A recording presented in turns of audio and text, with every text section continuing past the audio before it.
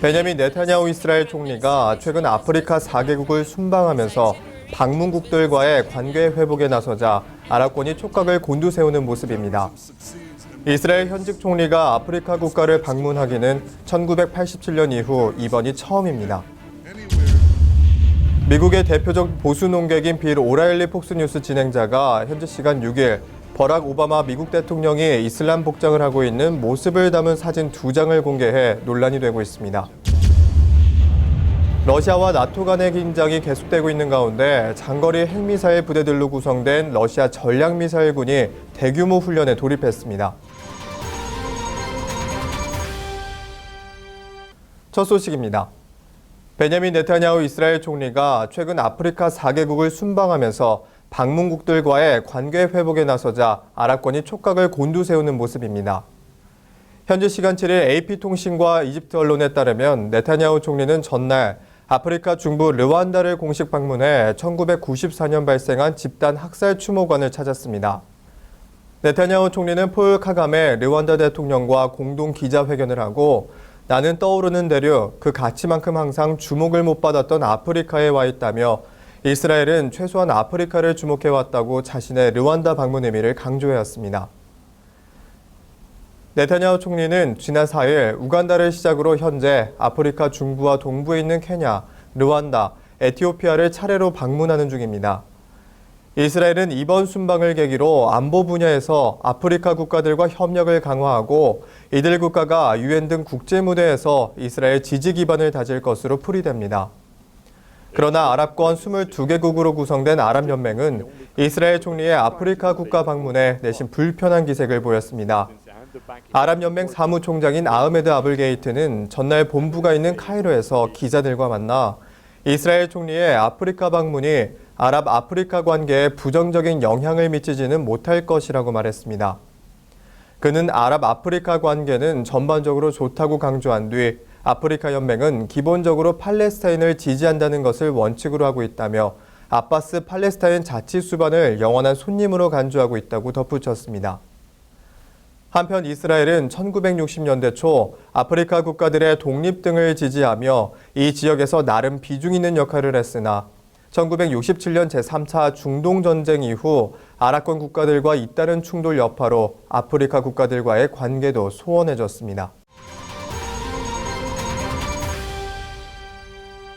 반기문 유엔 사무총장은 현지 시간 4일 팔레스타인 자치지역인 서원지구 등에 유대인 정착촌을 추가 건설하기로 한 것과 관련해 매우 깊이 실망했다며 이스라엘 정부를 비판했습니다. AFP 통신에 따르면 스테판 두자릭 유엔 대변인은 이날 성명을 통해 이스라엘의 발표는 반 총장이 지난주 중동 중재 콰르테신 미국, 유럽연합, 러시아, 유엔과 정착촌 건설 중단을 촉구한 지 며칠 만에 나왔다며 이같이 말했습니다. 두자릭 대변인은 정착촌 추가 건설은 이스라엘의 의도에 합당한 의문을 불러일으킨다며 일부 이스라엘 장관들은 지속적으로 서한 지구의 합병을 주장하고 있다고 지적했습니다. 반 총장은 성명에서 정착촌 건설은 국제법상 엄연한 불법 행위라며 국제사회의 한 약속과 평화를 해치는 정착촌 건설을 멈추고 결정을 재고하라고 이스라엘 정부에 촉구했습니다. 이스라엘 당국은 최근 서한지구 마을 아두밈에 정착촌 560채 건설을 승인한 것을 비롯해 1,400채의 정착촌 추가 건설 계획을 발표했습니다. 현지 언론에 따르면 베냐민 네타냐후 이스라엘 총리는 이외에도 동예루살렘에 240채 규모의 정착촌과 팔레스타인인이 거주하고 있는 베이트 사파파 지역에도 600채 규모의 정착촌 건설을 승인했다고 알려졌습니다. 한편 반 총장은 지난 5월 영국 주간지 이코노미스트 등 외신들로부터 역대 최악의 총장이라는 혹평을 받은 바 있습니다.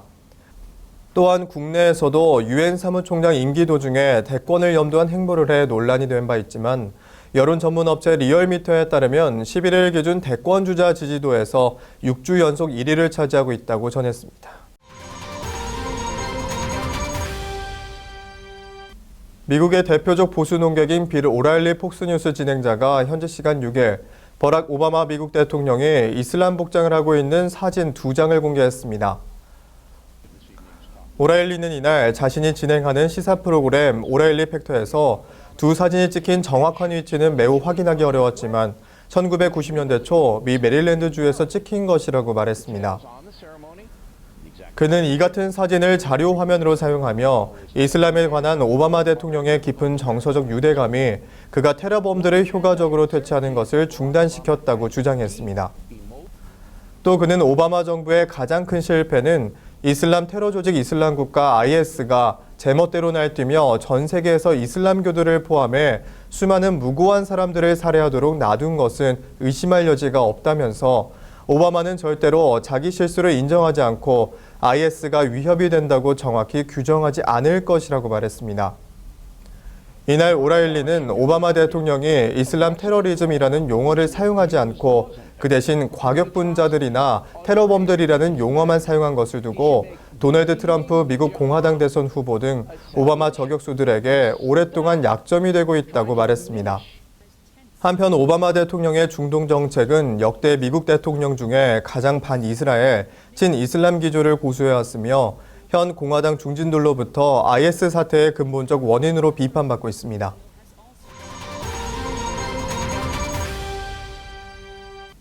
러시아와 나토 간의 긴장이 계속되고 있는 가운데 장거리 핵미사일 부대들로 구성된 러시아 전략미사일군이 대규모 훈련에 돌입했습니다. 러시아 국방부 공보실은 현지 시간 11일 전략미사일군이 훈련에 들어갔다고 확인하면서 대륙간 탄도미사일 ICBM 토폴과 토폴-M, 야르스 등의 발사대를 포함한 약 400여 대의 각종 대규모 장비가 훈련에 투입됐다고 밝혔습니다. 한 달 이상 이어질 이번 훈련에는 모스크바 인근 트베르스카야주에서 시베리아 알타이주에 이르는 광범위한 지역에 배치된 전략미사일군 부대들이 참여하는 것으로 알려졌습니다. 이번 훈련에 투입된 미사일인 ICBM 토폴과 그것의 개량형인 토폴-M, 최신형 ICBM 야르스 등은 러시아 지상 핵전력의 중추를 이루는 미사일들로 사거리가 모두 10,000km 이상입니다. 특히 토폴-M과 야르스는 미국의 미사일 방어 MD 시스템을 뚫을 수 있는 공포의 무기로 통합니다. 한편 러시아는 2014년 우크라이나 사태가 터진 이후 신냉전으로 불릴 만큼 나토와 최고 수위의 긴장 관계를 이어가고 있습니다.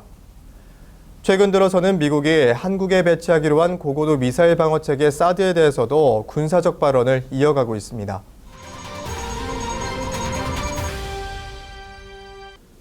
순위파 무장단체 이슬람국가 IS가 올해 상반기 6개월 동안 월 평균 100건 정도의 자살폭탄 테러를 저지른 것으로 집계됐습니다. IS와 연계된 매체 아마크 통신은 현지 시간 8일 지난 한 달 순교작전 수가 100건이라고 주장했습니다.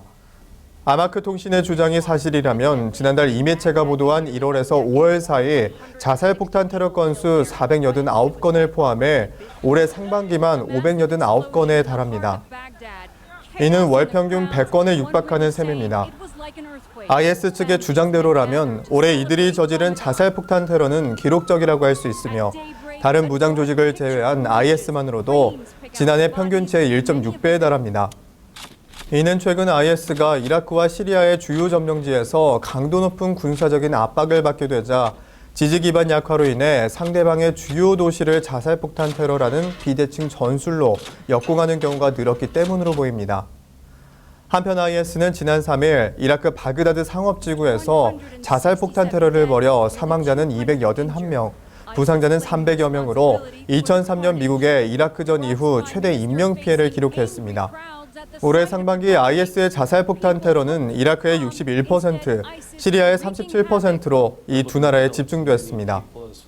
이스라엘 중동 리포트 오늘 순서는 여기까지입니다. 시청해주신 여러분 고맙습니다.